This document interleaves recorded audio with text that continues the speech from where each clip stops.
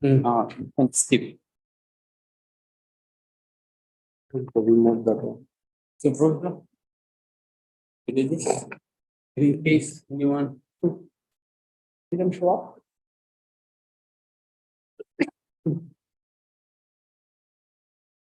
Is anyone log into the Zoom so we can see also in the Zoom and if there is some Same. of I will try. maybe we can stop this one now. Stop this. 10 minutes will be here. Okay. Camera, yeah, I'll control it myself. I think it's okay. Huh? Because now we'll stop, we'll switch to this. From here you can. No, wait. When I sit down and just 1 minute. But then we will check who is there. If the speakers are there, you will make them as a co-host.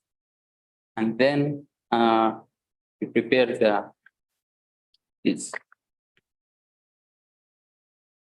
And is there already Jackson? Only 3. And Jackson and this one.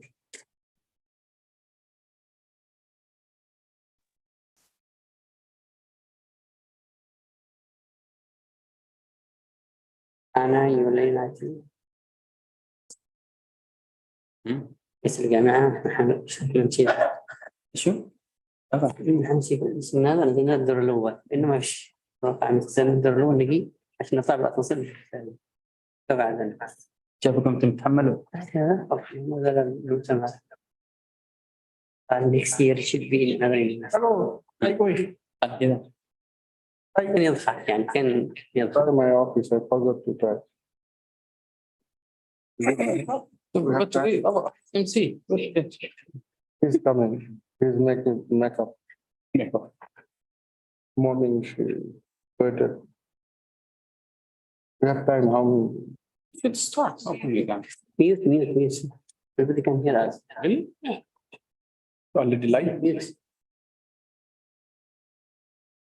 Yeah, we can then.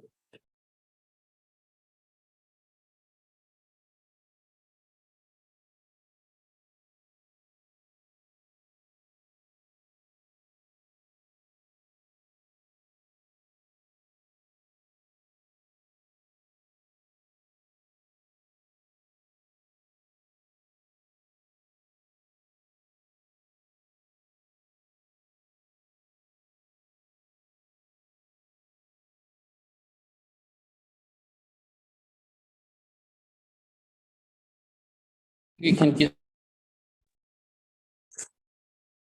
Yeah. Example. Video. Yes. On the video and stop this.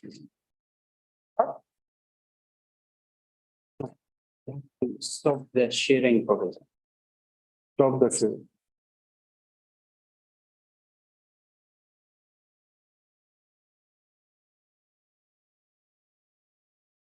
Unmute ourselves. Unmute. Unmute. Unmute. Okay. Then. Jackson. Okay, so Professor Dr. Henry speak now. Who is that now? Co-host.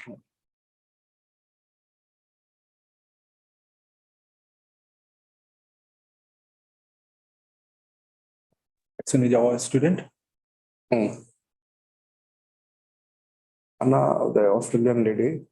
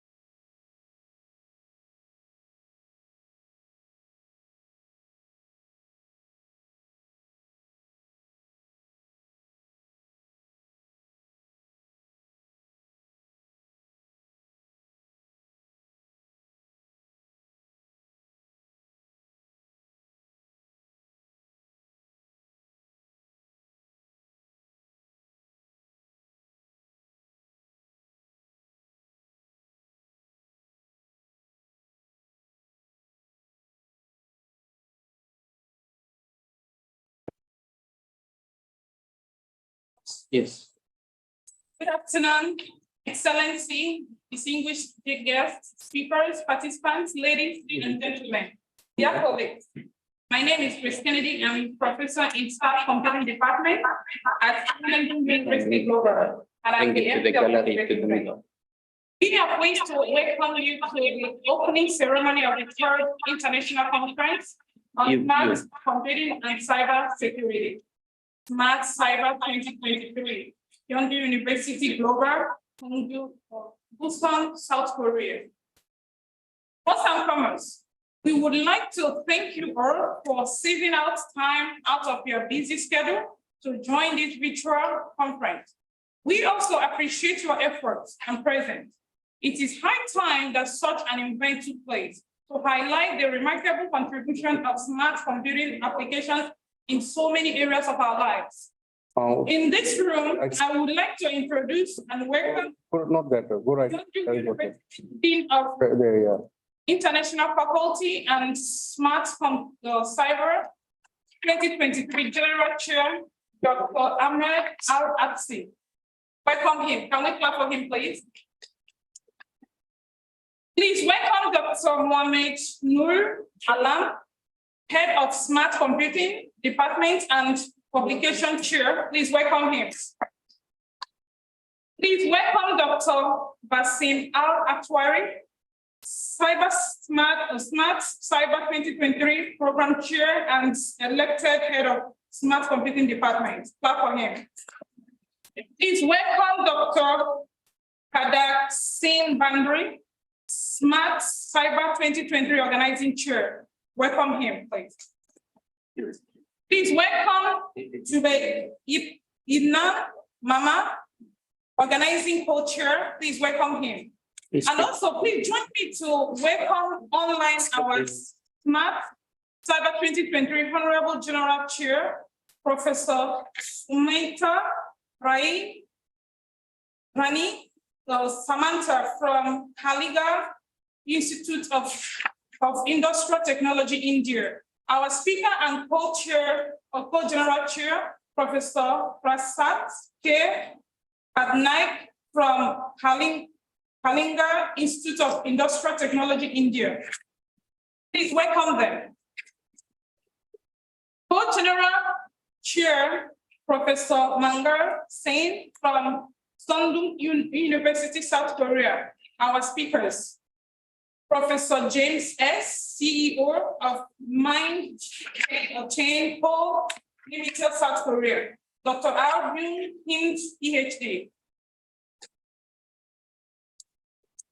From Digital Enterprise Department, NSOX Co. Limited, South Korea, who is also horizontal solution architect and senior research engineer. And we are all happy to welcome all participants and presenters of this Smart Cyber 2023. Please welcome yourself with a line of applause. Before we continue with the program, let's watch a short promotional video of this school, Yondu University Global. Thank you.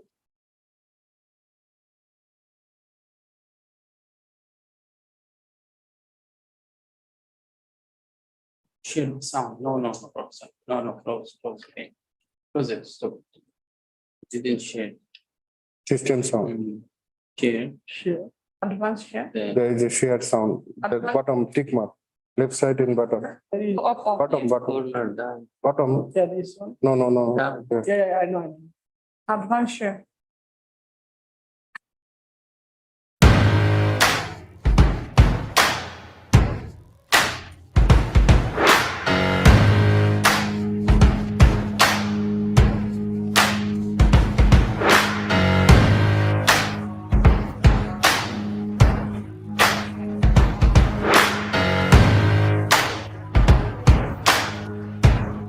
I am a global dreamer.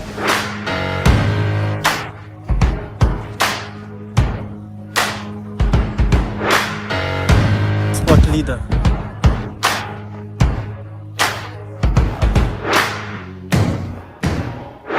A global trendsetter.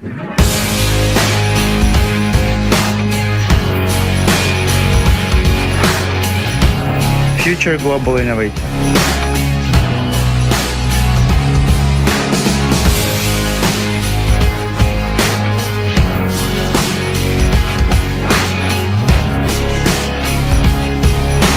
Future global business models.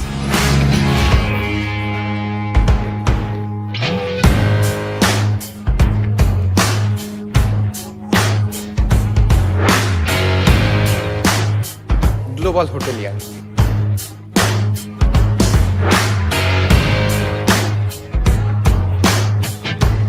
Hi everyone. We are Gyeongdong University Global in South Korea. We have more than 20% student population from many other countries. In fact, we have an international student from more than 23 countries. So we teach students to be internationally competitive so that they can grab the many opportunities in different parts of the world. Come and join Gyeongdong University Global. Go global, go KDU. Thank you.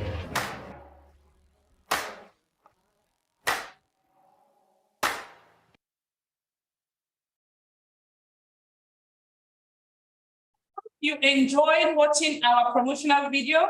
Dear participants, to start this event, I would like to invite in APSI, the General Chair of Smart Cyber 2023 conference, Professor APSI, for opening speech to deliver his welcome speech. Thank you.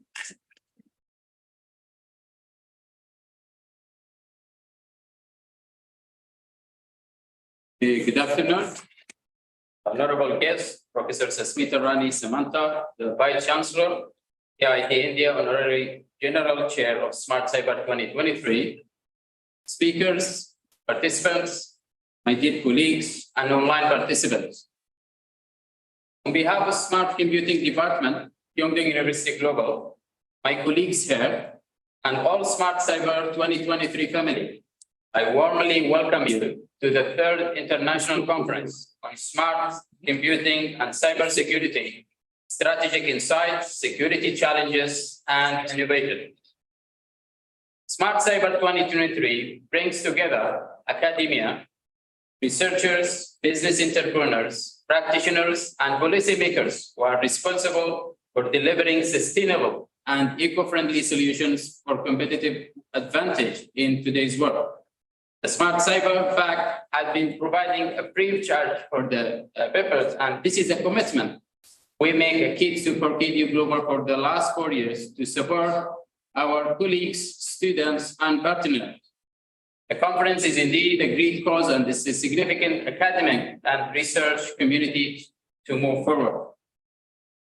Ladies and gentlemen, the objective of the Smart Cyber 2023 conference is to provide a forum for researchers worldwide to unveil their latest work in smart computing, cybersecurity, and reflect how recent research can be used to enable innovation.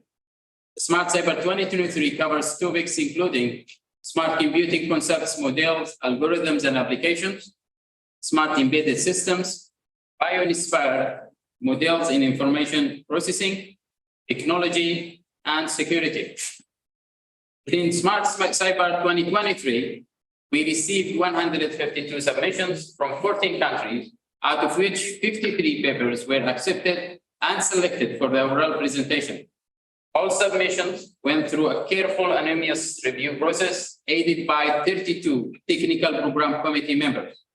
And in addition, with 46 external reviewers. All the proceedings papers will be published in the prestigious Scopus and Web Science Index, Springer Proceedings of Lecture Notes in Networks and Systems series.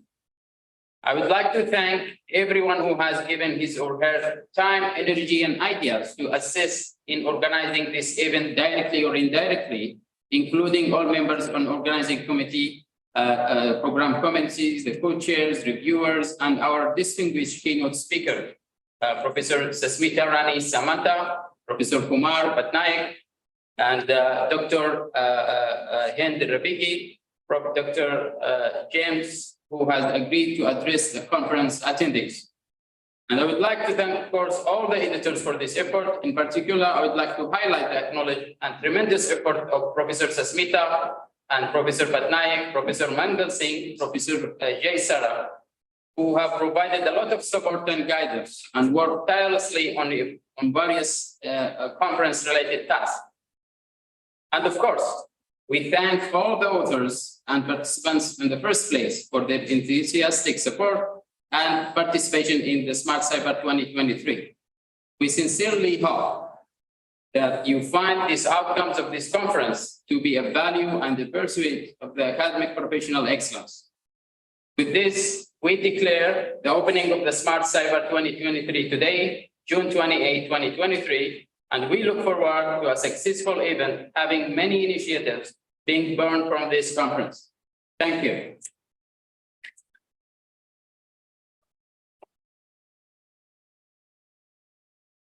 Thank you, General Chair Dr. Apsi, for such a wonderful opening remark. Now, I invite online Dr. Mangal Singh. He's not available at the moment. Okay. I just found out that Dr. Mangal Singh is not available at this point. So now it is the time to welcome Program Chair of Smart Cyber 2023, Dr. Rasim Al-Twari, to give the program chair note. Please welcome him.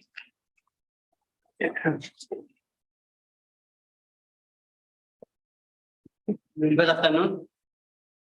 On behalf of Smart Cyber 2023 committee, I would like to welcome all of you for this great event. Today, June 28, 2023 is the first day of the conference. The conference has 5 sessions and presentations will start from tomorrow at 11 a.m. We expect presenters to be on time and provide very grateful presentations on their research contributions. All papers will be published in Scopus Index, Springer Proceeding of Lecture Notes in Networks and Systems. It's an honor to be part of the 3rd edition of Smart Cyber 2023. All thanks go to authors, reviewers, and Smart Cyber 2023 committees, and for everyone who involved directly or indirectly to make it a successful conference. Now, ladies and gentlemen, please join me in welcoming our keynote speaker, Dr. Rubaiji Hind, who is a consultant solution architect, senior research engineer in NSoft in South Korea. Please welcome him. You make that forward. You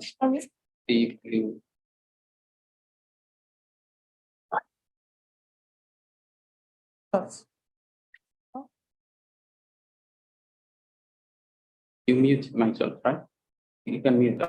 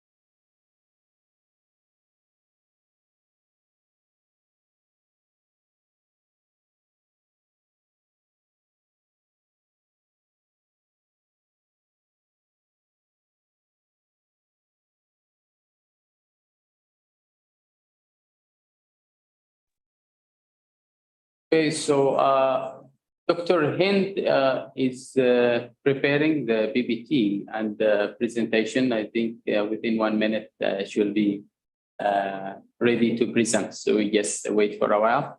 Thank you.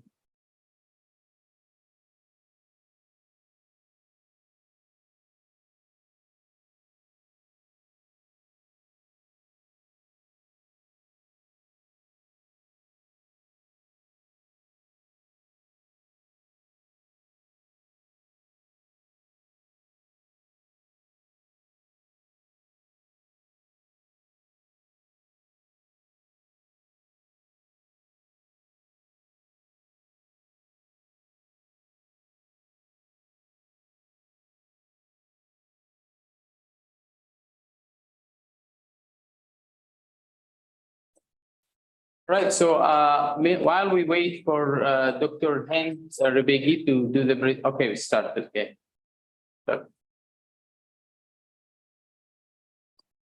Dr. Hens, Hello, hello. hi, Can you hear my voice? yes, Yes.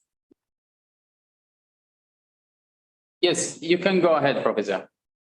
Okay. Unmute. So, good morning, good afternoon, and good evening to all of you, wherever you are. Thank you for inviting me to give a speech at this Smart Cyber 23 conference. Thank you for inviting me, and thank you for joining our presentation, which will be about smart manufacturing and digital twins. Dr. Hind, I work at Ensoft, an IT company which is specialized in implementing smart factory solutions to different industries. I work there as a consultant, a solution architect, and senior researcher of smart factory solutions. I have a great experience with the global leader of industry software, Siemens, and also with Current Electric Motors, LS Cable and System, Lotte Global Logistics, and others. And today I would like to guide you through the benefits of smart manufacturing and digital twin and how they link to each other. So manufacturing digitalization is a great opportunity that all manufacturers should consider to not lag behind their most innovative competitors. As you can see here, as discovered by the OECD, the top 5% companies that have leveraged on digital transformation have witnessed actually in the last years a significant increase in terms of labor productivity with a 25% compared to the industries which didn't properly ride the wave of digitalization. So what does manufacturing digitalization really mean? Actually, analysts are predicting that the next years of innovation, productivity, and business growth will be driven by the demand of mass customization and by the convergence of technology advances for next generation manufacturing infrastructure. And this is what they call smart manufacturing. So smart manufacturing means bringing the intelligence into all the aspects of manufacturing processes and encompasses what you have heard about the Internet of Things and the industrial Internet of Things and the Industry 4.0. So smart manufacturing is the integration of intelligence in the actual machines, parts, materials, products, buildings, and supply chain, and the application of that intelligence within a connected and an open end-to-end processing infrastructure. With smart manufacturing, data is the master and no longer the system. So imagine how powerful production lines could be with smart and automated production processes driven by intelligent machines, smart products, and logistics. Autonomous cyber physical production systems where intelligent products communicate their required manufacturing processes to the smart machine and robots, and these all machines automatically request all the raw materials and components to flexible logistic assets in real time without any manual input or handling system in between. And also imagine how the smart manufacturing machines and logistics autonomously running quality control, elaborating data, and flexibly adapting for continuous improvement until they achieve zero error production lines faster than ever before. And finally, imagine a unique data and communication infrastructure across all the system and tools, including design, engineering, supply chain management, logistics, and warehouse management, etc. So there are actually no doubt that the potential of smart manufacturing is really just amazing. So that was for smart manufacturing, but what does digital twin really mean and how they link to each other? You know, you hear a lot about digital twin. The digital twin is one of the key advantages in the market. When we talk about digital twin, it's basically different representation of products. It's the digital representation of how we design it. It's the digital representation of how we are going to make that product, you know, from a factory perspective and assembly perspective. And it's the digital perspective of how of the product in use in the field. So when you hear us talk about the digital twin, that's the various representation of the product and how they tie together to each other. Because there is no time, I will skip to the next slide.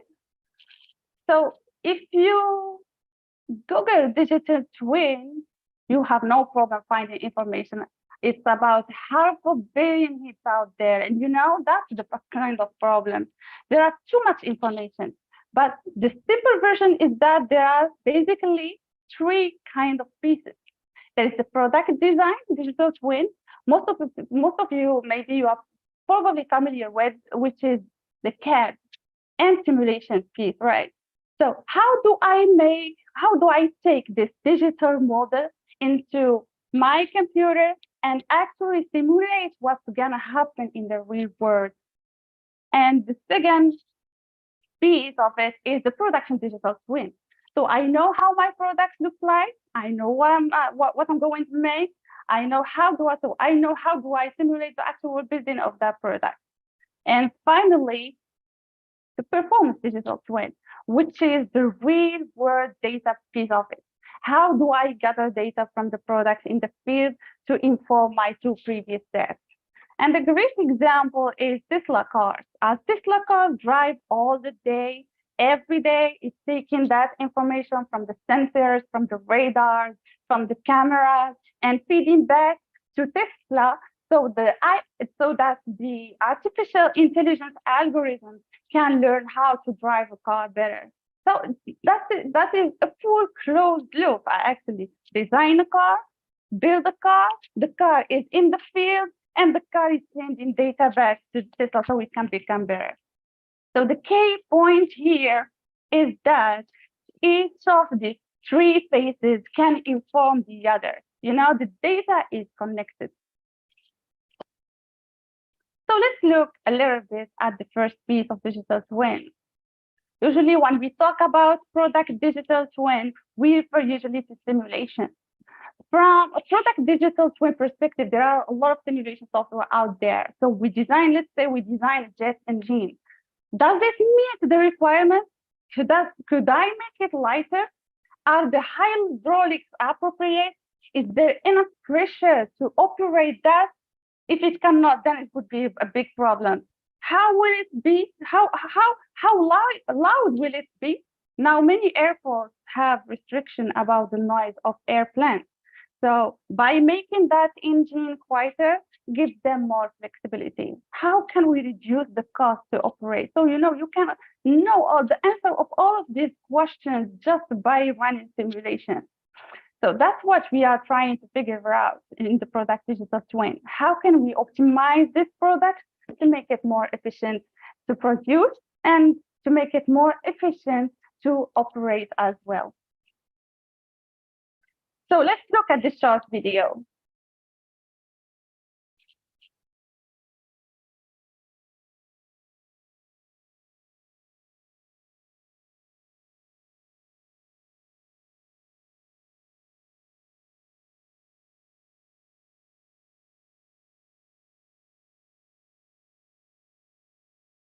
Introducing SimCenter from Siemens.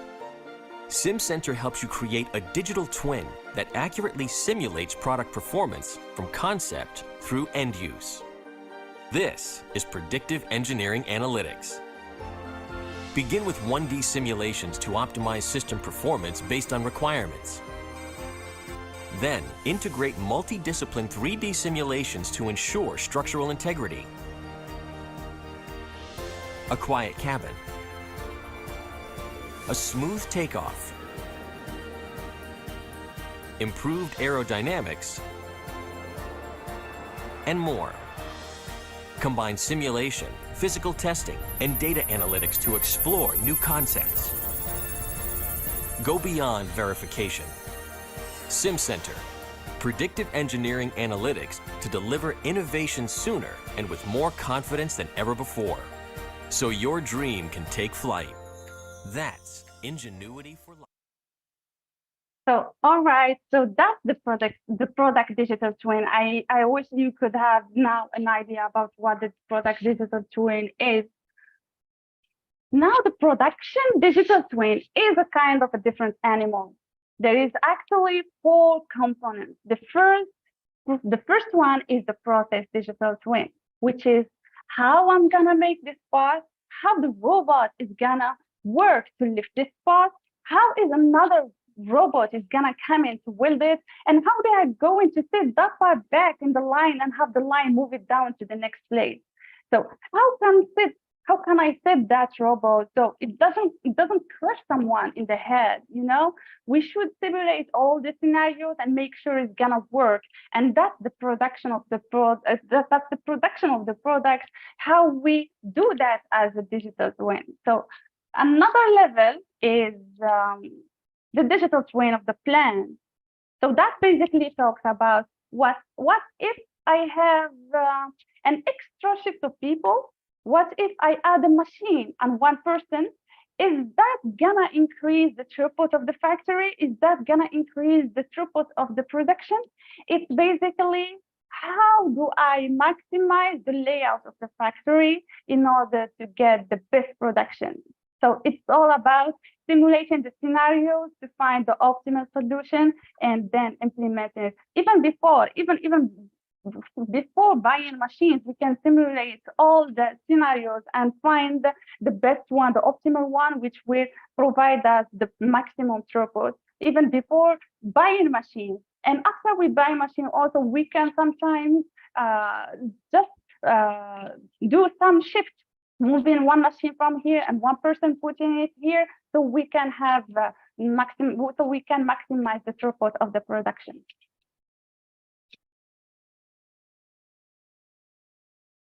Another level, as I said, it was another level is the digital twin of the plant. I think I have talked about that one, and the third one is human. Yeah, in the production digital twin, we also simulate human, but you know, humans will not be replaced by robots, will not be, but we simulate how they fit in the picture. And finally, we have operations. With manufacturing operation management, information from the virtual world, which is digital twin of product, digital twin of production, can be actually verified, validated, and commissioned to real production. When we talk about manufacturing operation management system, usually we talk about the quality management system, manufacturing execution systems, you know, this kind of system that really records all the data of the execution of the production. So we can be confident that our production works as planned, smoothly and efficiently, because we have already simulated, commissioned, tested, and validated every detail in the virtual world before, and then we transferred consistently into our real shop floor environment. So manufacturing or operation management plays the role of the digital brain of smart manufacturing because it leverages on its artificial intelligence to collect all possible raw data from the shop floor, contextualize them with meaningful manufacturing information, and transform them into actionable information. Also, we can kick off continuous closed loop improvements based on enhanced data, information, and real-time performance. So let's talk about the performance digital twin. We have talked about the product, we have talked about the production, how we make it. So this is now the performance, which is out in the field. This is another case technology which have been around for years. This is kind of a new frontier right here. So what's the big deal? Why is it so important? You know, and if you have worked in the shop floor or factory, you know, machines and downtime, that concept can be actually a little bit conceptual, you know, but there is an idea of what happens when downtime, and that's what can happen when downtime happens in the industries. You know, it's around $260,000 per hour as an average cost of downtime across all industries. It could be a refinery, it could be a factory. As you can see, the bottom line of downtime is expensive, very expensive per an hour. And in an automotive industry, it can be even worse. It can be an average between $22,000 and $50,000 just per minute. It's too expensive, the downtime. And around 28% of tools on the shop floor experienced some kind of unplanned downtime in the past year. And the problem is that most of the companies really don't have a good way to manage that. But we can do preventive maintenance. And I think the best way to get your head wrapped around that is the oil in your car. When do you change the oil in your car? You change whatever, the 3,000, 5,000 miles, 10,000 miles, but you do it because it's been there that many miles, that's preventive. But predictive maintenance would be a light would come out on your dashboard and saying, hey, it's time to change the oil, because you don't really care how much it's been. You care only whether the oil is doing its job. So predictive maintenance may give you 20 miles between an oil change because it's telling you when it really needs to be done. And if we have sensors which are really doing their job, the dashboard might be able to tell us that you should change your oil after just 500 miles. And sorry. Can be like after just 100 miles, it can tell you just change that you need to change your oil. But if you don't change that at that time, it's gonna be taking you 1% of engine life off for every 15 miles it does. So you better gotta change it. So let's look at an example around that with some jet engines. So most people really don't realize that airlines don't own their engines on the airplane. So the airplane doesn't own that. The airline doesn't own that engine actually. So those are leased. And the phrases when first it came out was power by the hour, because if you think about it, an airline doesn't want to be in the jet engine maintenance business. Their core business, their focus, their expertise is on getting people from here to here. It's not on maintaining jet engines. So the engine companies realize this, and also realize that airlines want that the engine be maintained as a service. And it became a new opportunity of a kind of different business segment form.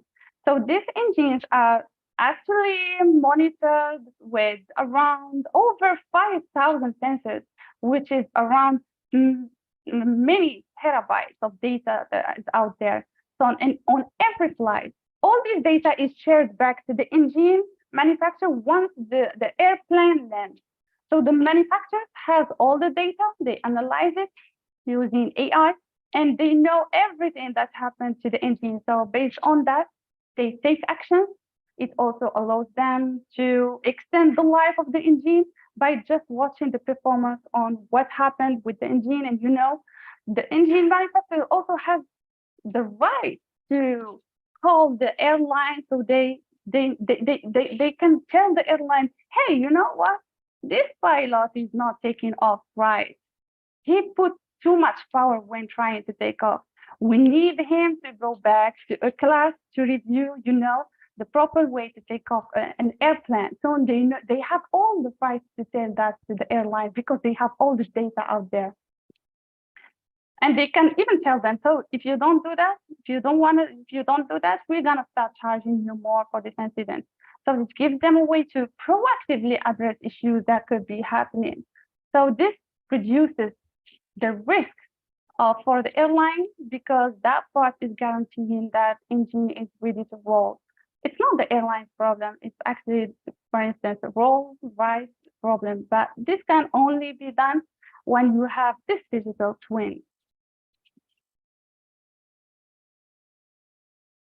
And finally, from a performance digital twin perspective, you hear two phrases a lot, IoT and IIoT, the Internet of Things and the Industrial Internet of Things. They are kind of different animals. You know, the Industrial Internet of Things is more about factories, the back end communication that ties those. It's the sensor on the conveyor, you know, the sensor on the robots, the sensor on the AGVs. It's what connects everything in that factory together. Whereas the consumer Internet of Things is more like your smartwatch, your TV, your refrigerator. But what connects them, but what come across on all this is the network and software, right? So the network to pull these things together, all the infrastructure to do it, and the software required to pull all them together.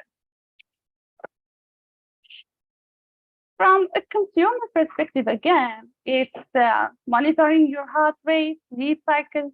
The refrigerator is monitoring the temperature, vibration, cooling cycles to tell ahead the time when it's gonna fade. You know, you don't want to wake up in the morning and find all your food is spoiled. So they can tell you before when it's gonna fade.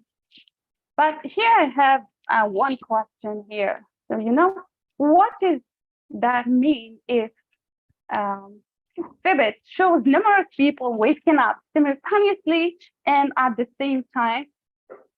Vehicle manufacturing observes a massive number of simultaneous refrigerator motors vibration failures happening in the same time.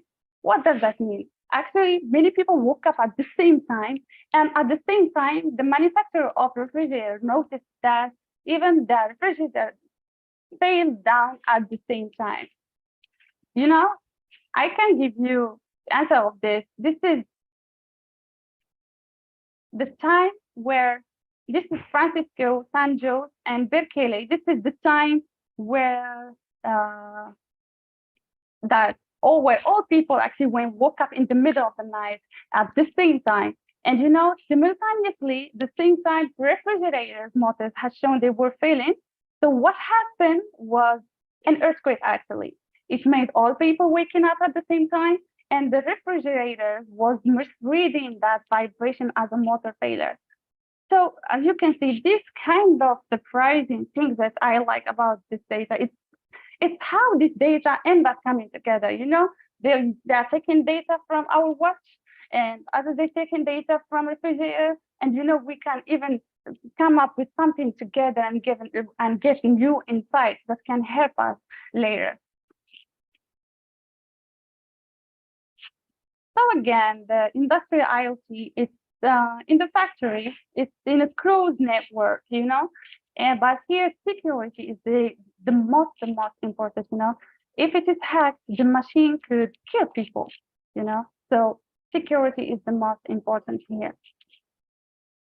But you know what? I want you to remember from here, there are three things, three types of digital twin. You got the product, you got the production, and you got the performance. And each one of these twins build upon and feed data back to the other version of itself. So digital twin reduce the time cost to develop products and drive more efficient manufacturing and production. They also increase end product performance and predictability, which reduces customer operation costs. And smart manufacturing relies on supply chain, factory, system, and equipment data to monitor and analyze consistently changing information in their production processes. So manufacturers use the real-time data power of digital twins. By creating a virtual replica connected to the physical assets, digital twin gives smart manufacturers the real-time insights they need to make production decisions quickly. And here in Korea, like most of companies now are trying to ride the wave of digital twin smart manufacturing. Many companies here, they are trying to implement, to make their factory smart. They implement many systems, many software, so to get all these benefits of smart manufacturing and digital twin. And yeah, even the government is helping a lot of companies by around 50% They can apply for projects to help them, so they can get fund of 50%, and they have to help them make their factory smart. I think this is all about my presentation.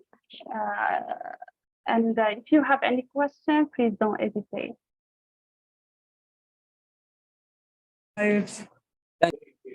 Again, for the nice presentation. Thank you. Now, if there is anyone has a question, please go ahead. Any question from? Yes? So who is Professor? Professor Patna. Present. Any question from the online audience? Anyone from the YouTube?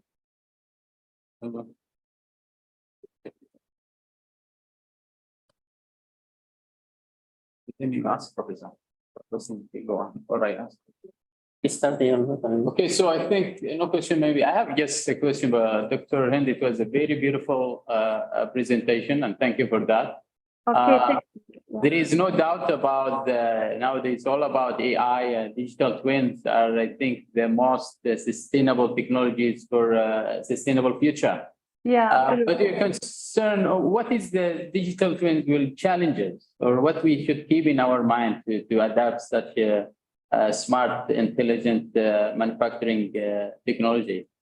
Actually, in my opinion, based on my experience, the most challenging, sometimes people don't like changes. You know, sometimes we have all the system there, but people don't want to change that. So I think probably we must provide more training to people in the factory so they can, because even if you pay a lot of money for assistance to make your factory smart, but if the people, the operators, does not use properly that system, it's not gonna work actually.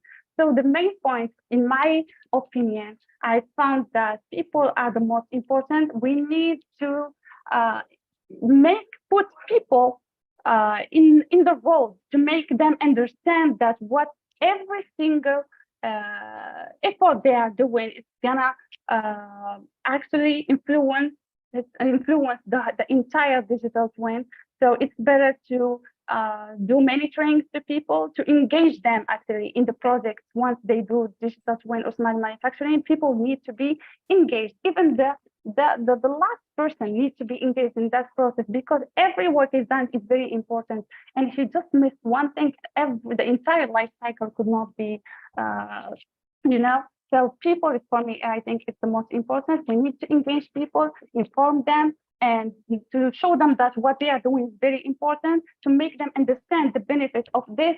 So if we have people who understand this and we have the solution, then we can have a successful digital twin or smart factory, smart factories. Yeah. Yes, question. Okay, despite the opportunities offered by the digital twin, and I think one of the challenges is related to when it comes to the simulation, the accuracy, the model accuracy and validation. Can you please talk about this a little bit? Actually, there are many softwares out there. They are doing this job, So I did my presentation to show that there are softwares there. For I worked with Siemens. Also, they used to have a software which was famous, I think, SimCenter. They use that software to do simulations. It has been it works on that for many years. You can actually put many parameters and you simulate the results. And you can see based on the result, no, I should not put this parameter like this. I don't want this result to be like this. I want to change. So you keep changing the parameters until you get the result that you want. So the softwares that are available in the market, there are many. It's up just to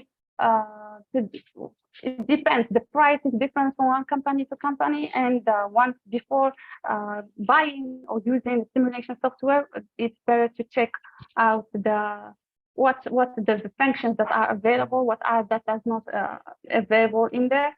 But it's very useful, because even before producing the product, you can simulate many parameters. After if you don't simulate and you produce the product, then you can have many problems later. So you cannot fix that product at that time. So you simulate all parameters, just parameters of the real life. You are using real life data in the simulation, and you can see how it's like for factory, how it is gonna work, how many products I will have per day if I have this line and this kind of people, and they have this robot and this age, this kind of this number of AGVs. So you put all these parameters and you can calculate how many products I can have per day, So this kind of results, if you don't use simulation software, I think you cannot have this kind of question. You cannot have this kind of answer. I wish I could answer your question.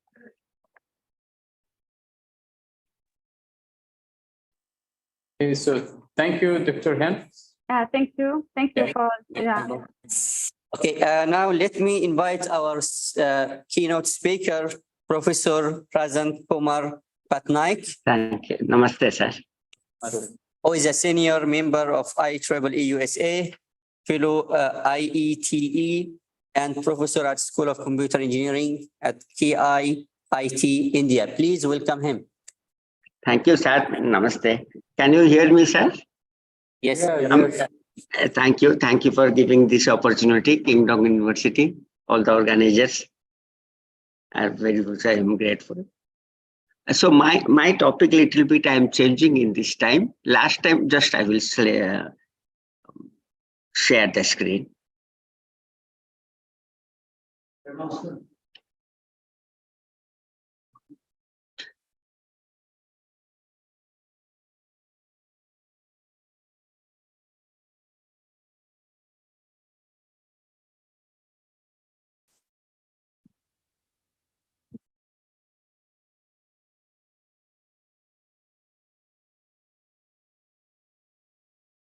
Screenshot is open. Yeah. 1 minute, sir. This is wrong thing I have said.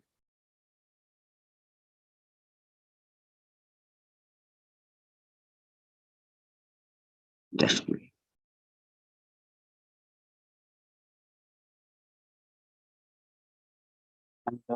Focus after. But 9 of Mangal will be called.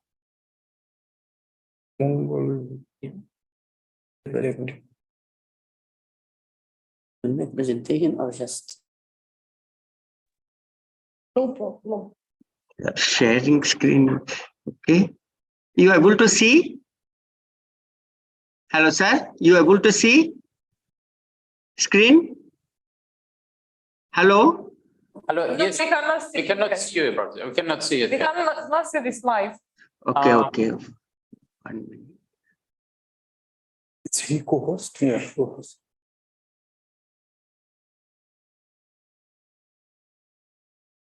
Is it okay?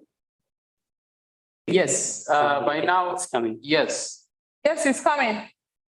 Okay. Okay. Then how to run that one? Should I start like this? Just wait a little bit. Maybe I think it takes a couple of seconds to appear. Okay. Okay. It's coming. It's coming.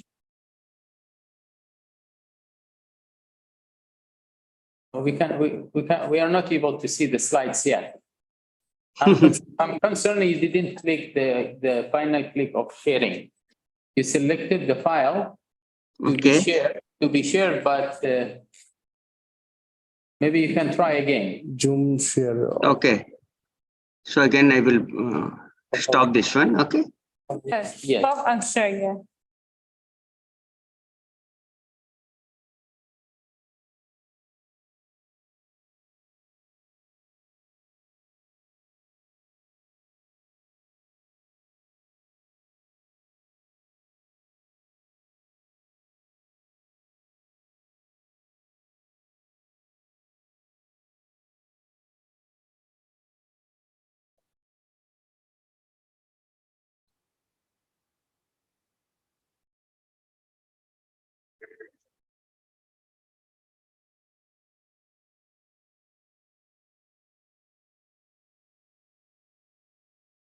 On Zoom. 1 minute, I'm sharing this one. Okay, and then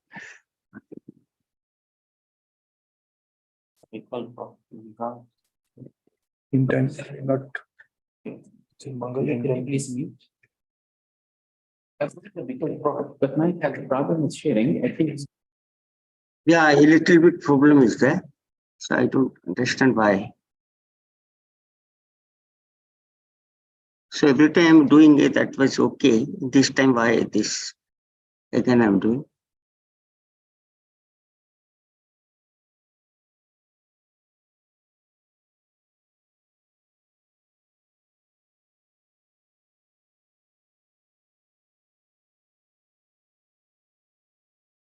Is it okay?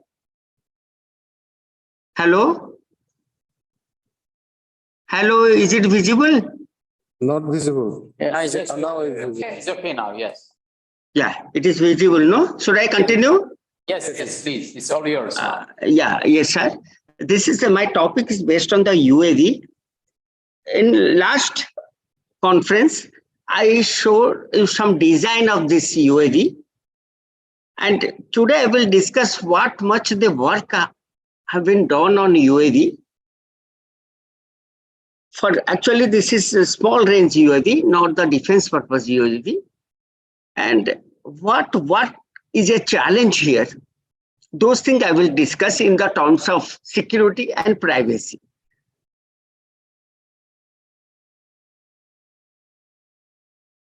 In introduction, generally the flying robots system are the capable of vertical takeoff and landing.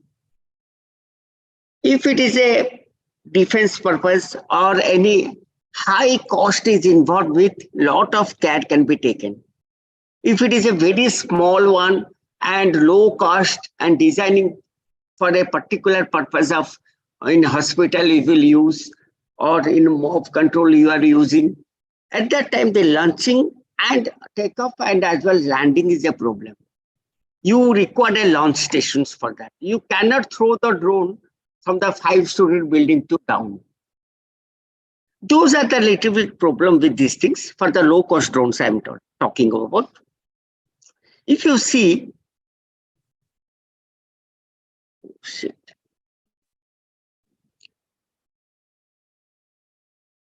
there are different type of drones are available in the market.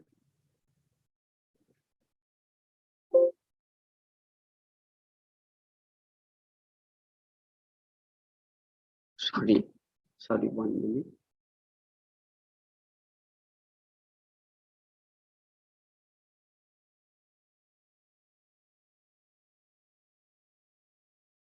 You see there are different type of drones are available in the market.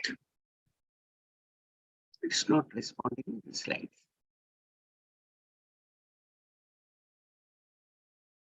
That is small flying robots. There are medium flying robots, and there are Professor Patnaik, sorry to interrupt you. Yeah. Maybe you don't need to put it in a full screen, your BBT. You can just... Yes, pardon? You don't have to put it a full screen. Just keep the normal slides. No need for full screen and just move between the slides. Yeah. Is it okay? Yes, now it's okay. You can move. Yes. Yeah. Then that was the problem, I think so. Okay, thank you. 1 minute.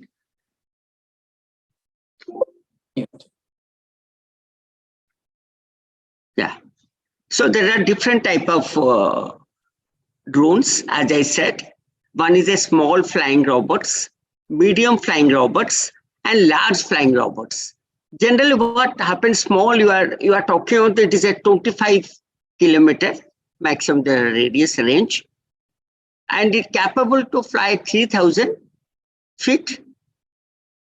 Size is 50 kg. Also, you can reduce to much based on the material. Similarly, medium flying robots, then large flying robots.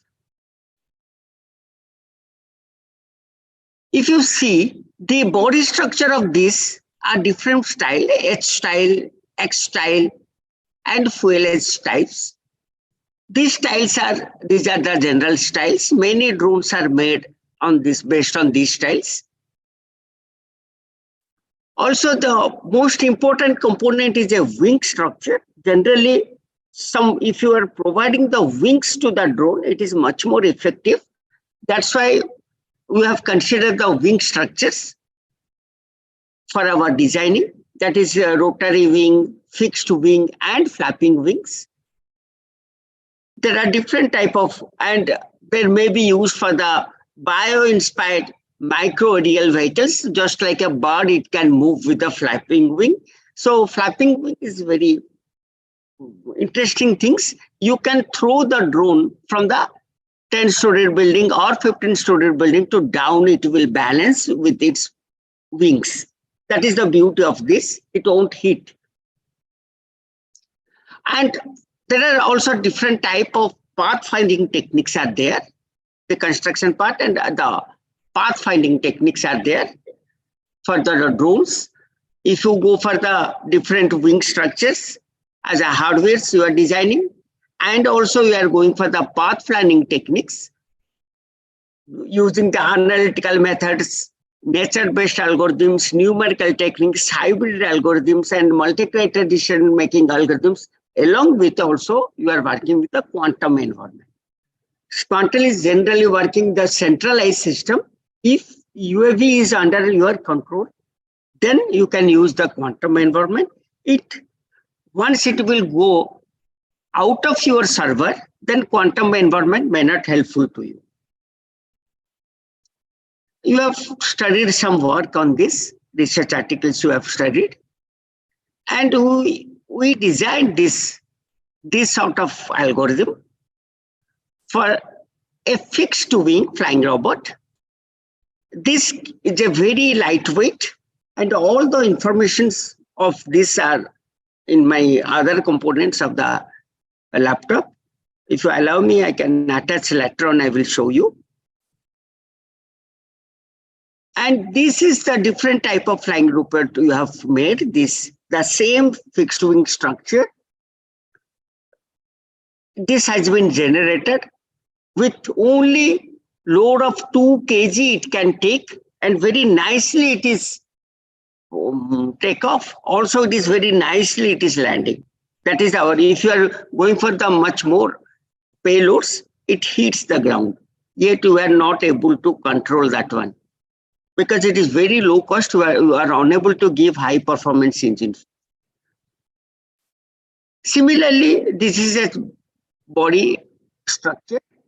And based on this body structures also, you have used the flapping wing concepts into it. So it can be flapped so that when it will come down from the air, if these 2 wings will control give a very fine base to the landing while it is landing. That is the purpose. It is also given the wings can be flied so that it can be controlled.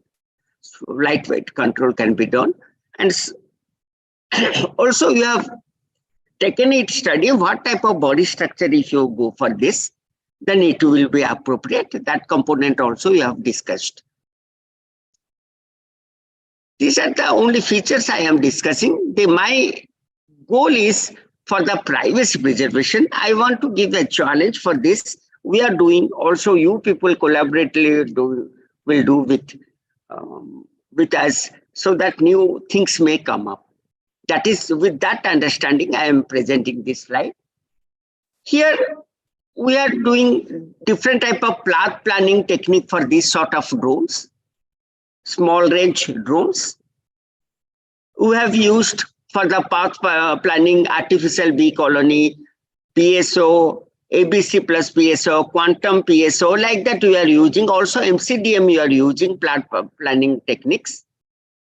That works fine when it is the control within the server or human. When it became the totally unmanned, sometimes these algorithms not executed perfectly. That we already felt that these algorithms are not working properly, because once it is unmanned and target is given, it is not 100% with good accuracy it is not reaching. Also, if there is no human control, it is automatically it is not returning to your position. Out of 10 trial, maybe 1 trial successful in our case.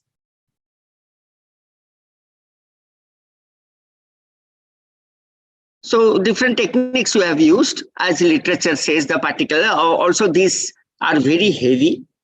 These pathfinding techniques are very heavy. That's why you are trying for the multi-criteria decision-making technique. That is a very fast calculation, so that it can be used within the drones, small range drones and low-cost drones.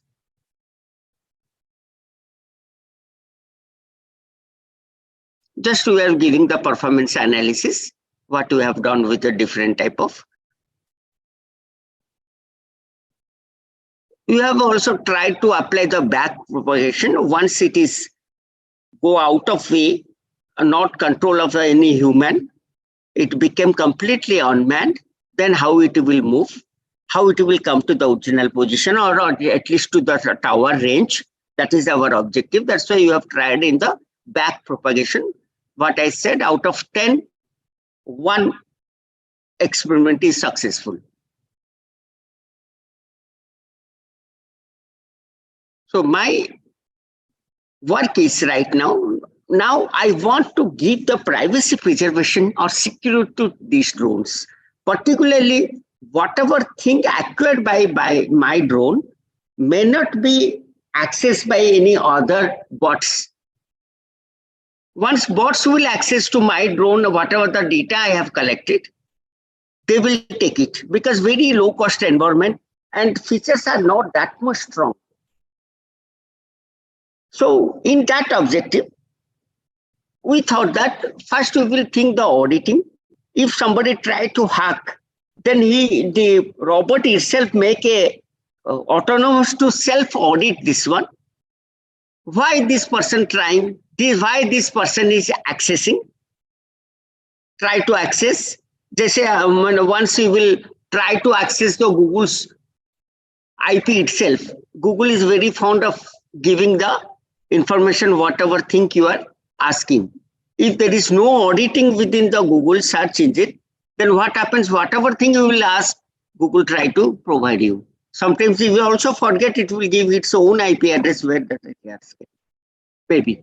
So for that auditing, we thought auditing is one of the medium, but later on we realized that it is not coming up to that level for implementation for the small drones. I am little bit discussing about this auditing features.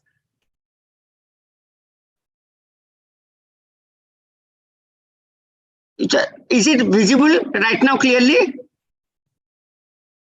Hello? Yes, yeah. Yes. Just to see, this person try to access the database, and we want to keep a auditor before accessing the database. So it will go to the auditor, then auditor will allow to database, not blindly from the search engine to data warehouse. Is it okay? This is the phenomena one will go. So the auditor will prevent unwanted access. Maybe that is the understanding. How it will work, just to see.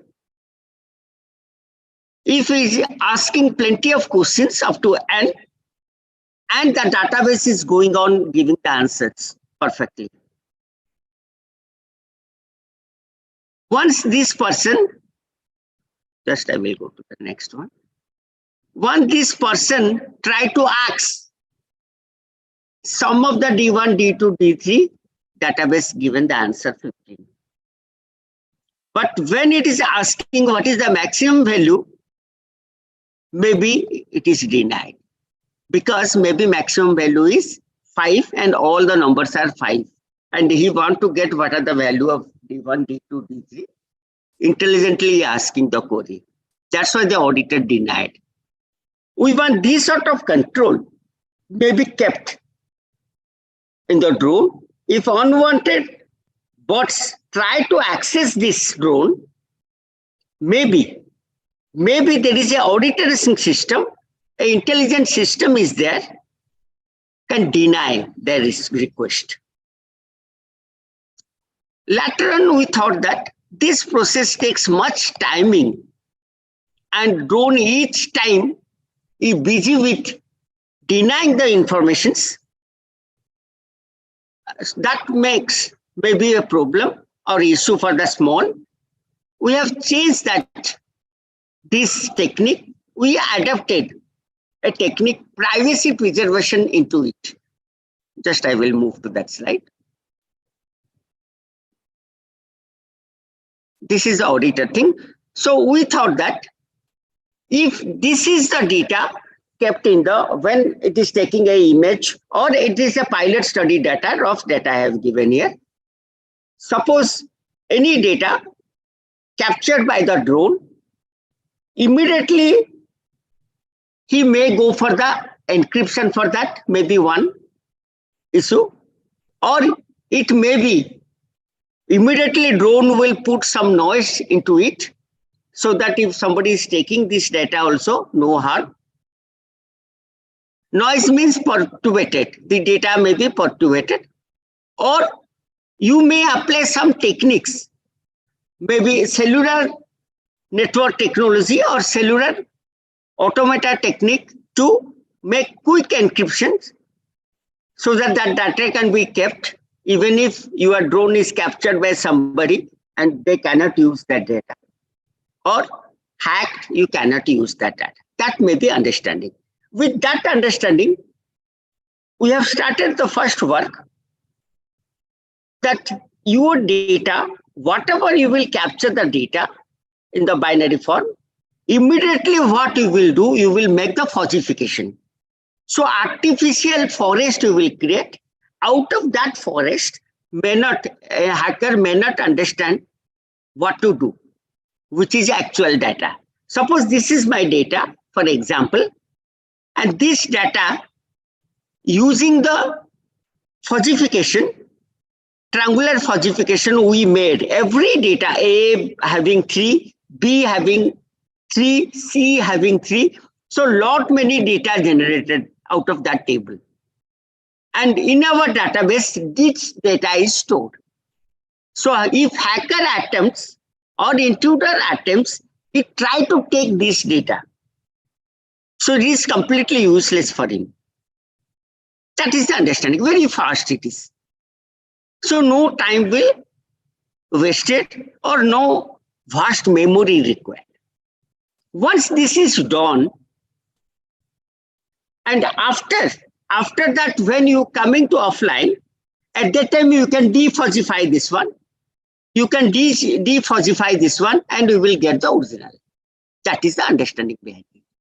But the problem is that whenever you defalsification this one, some data lost. You may not get the actual database. At that time, in offline, you have to go for genetic algorithms method or any method by which you can preserve the edges or the data intact. That is the major issues coming in this.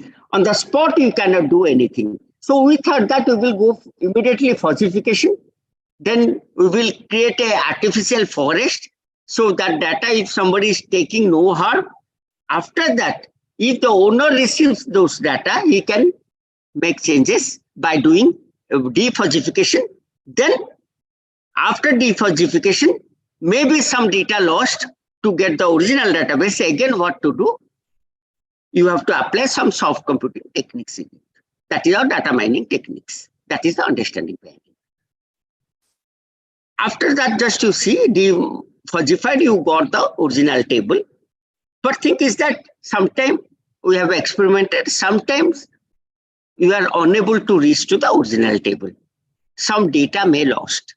At that time, you require some technique to again restore the data, approximate value can be kept.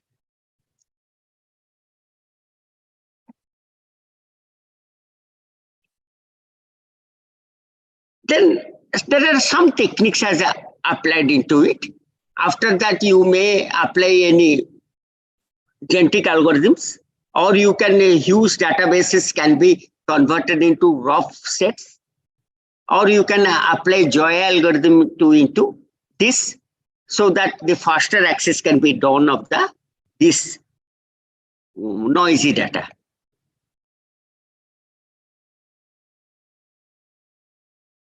What we have done, the data process, then we are going for the fuzzification, then you are applying some techniques, and if it is a very big enough, then you are converted into intervals, that is rough set, and the data will, once it will reduce, then you are going for fuzzification, and when you are applying defuzzification, maybe some data lost, at that time you are using the example of genetic algorithm or joy algorithm that has been shown here.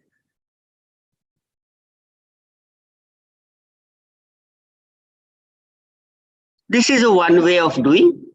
In online, when drone taking any information, immediately it only make fuzzification. Then when it get back, at that time, the owner will do these sort of things to retrieve the data. So that data is protected. That is the understanding behind. If you see, if many people, they want to perturbate the data, I'm coming that one. Suppose this is the original image taken by the drone, and immediately drone what is doing, make it noisy, perturbated. So that if perturbated data is taken by the hackers, maybe that is useless for them. But when it come back, the owner can again recover. So we are tried in this method. It is also seems to be very good. Once the image is captured by the drone, immediately it itself he makes noisy and stored in the noisy form. Only the owner can recover that.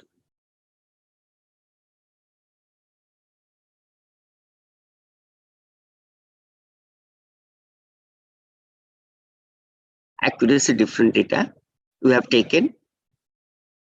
Just we are experimenting on that. This perturbator data, once we are making noise in different angle. Just only experimenting this one. Then this is another model you have given to handle with the perturbated data. Some I think missing there.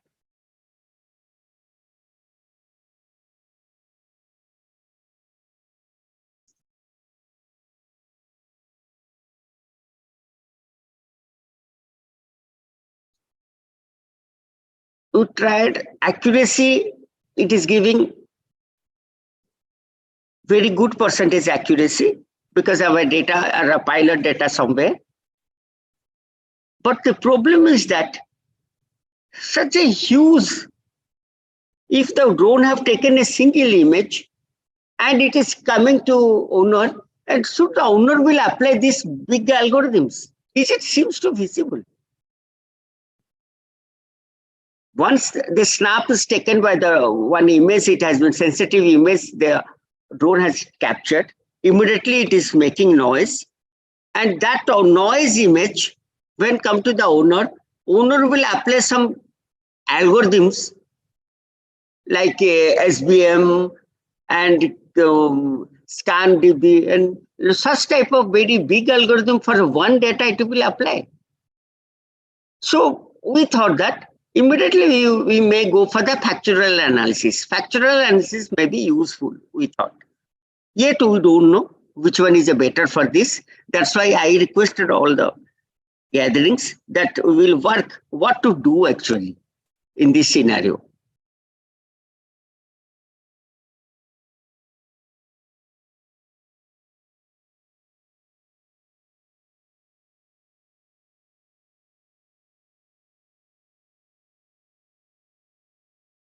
We try to apply the max-min algorithm, min-min algorithm to with a minimum of effort it can be impacted.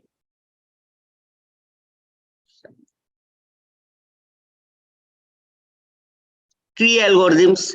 If these are helpful, then that is what's good.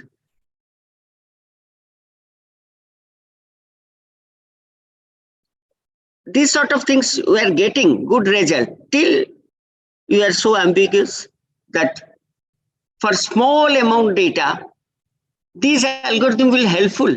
If there are 2 to 3 data set is data is with me, and I want this 2 to 3 data is good or intact or not, I cannot apply such a big algorithms. That's why always coming into my mind, what can be done for that?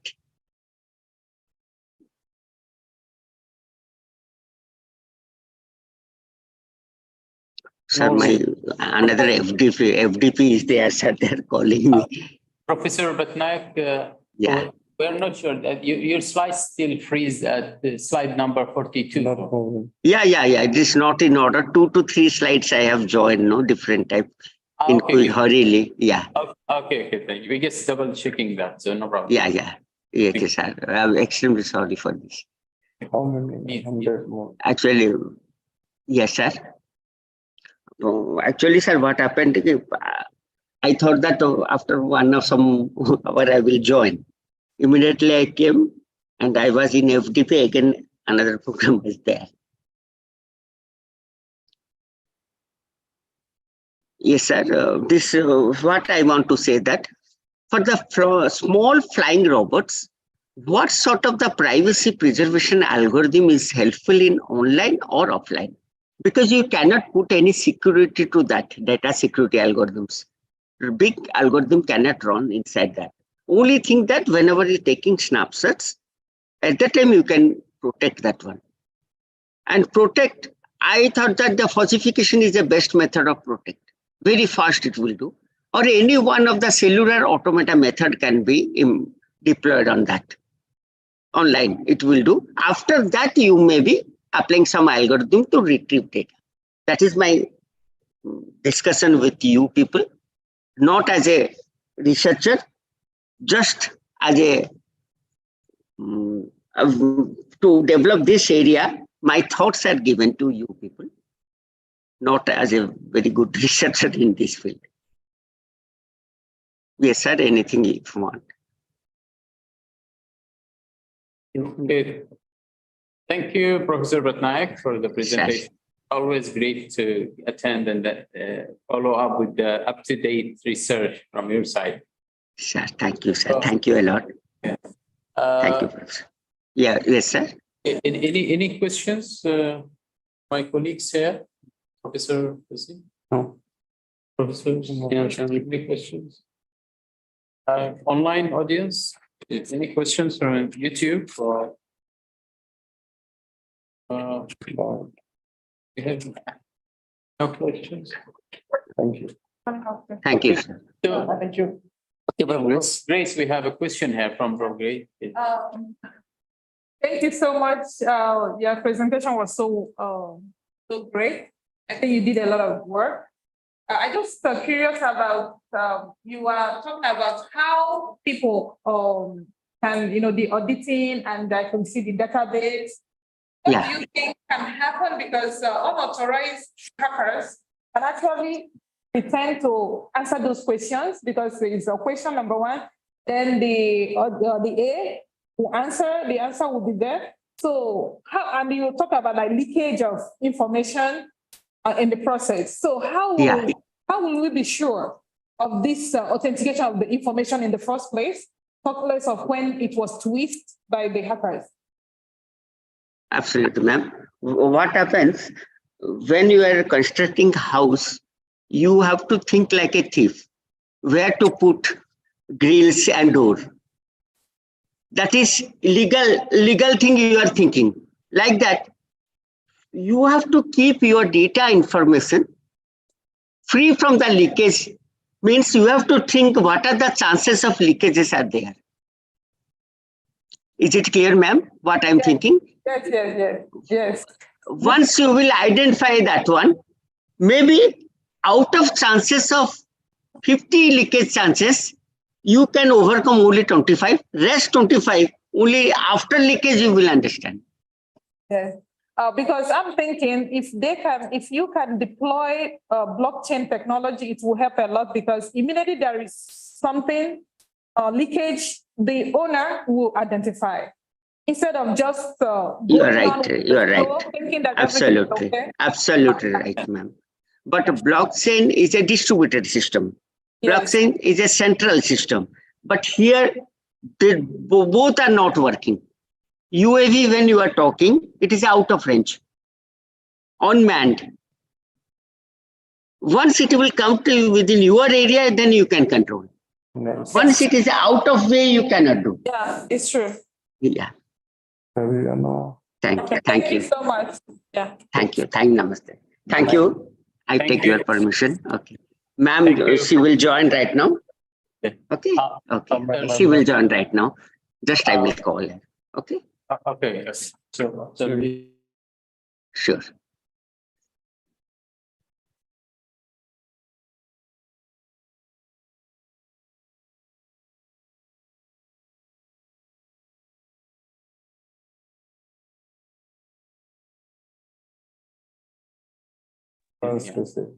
Okay, I think while waiting, maybe I can invite my colleague, Professor Mangal.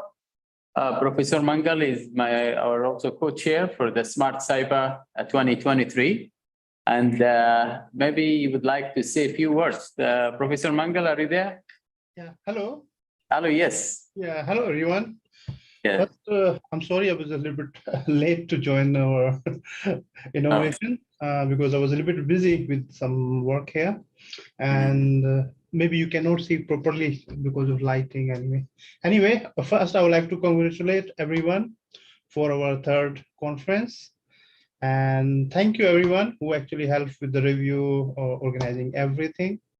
And I would like to wish all the best to everyone, all the author, reviewer, session chair, for a successful conference this year. And that's all the best, and let's do it. Thank you, Professor Mangal.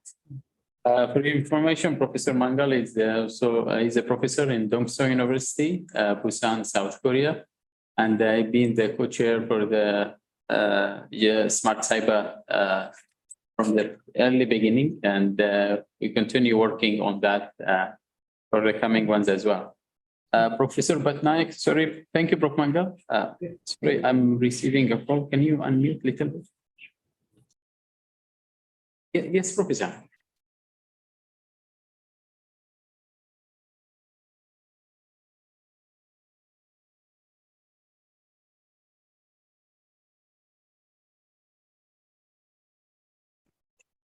I think there is a question.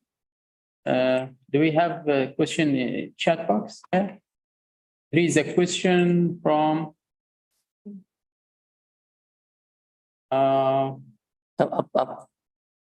okay, I have a question to Professor Batnaik. Are you still there? Professor Batnaik?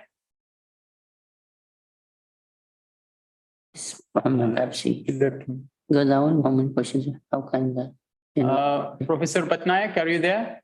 We have a question in the chat. Okay, the question we received, we will make sure to share it with Professor Batnaik after the conference. Copy it. All right, so we can take care of that. Okay, then unfortunately, Professor Samantha won't be able to join us today. And I think with this, we are reaching to the end of the keynote speakers. Professor Basim.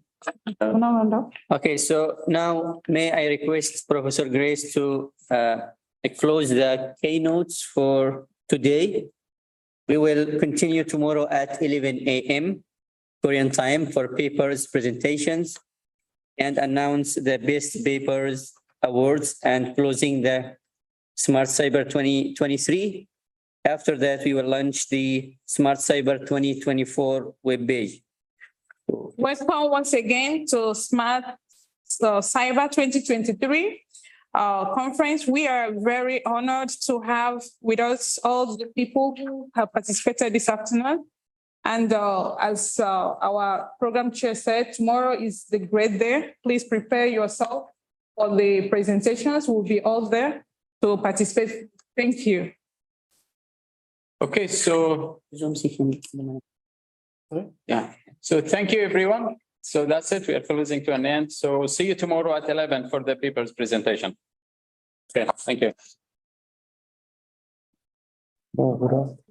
Professor, then remind them about the Zoom sessions link.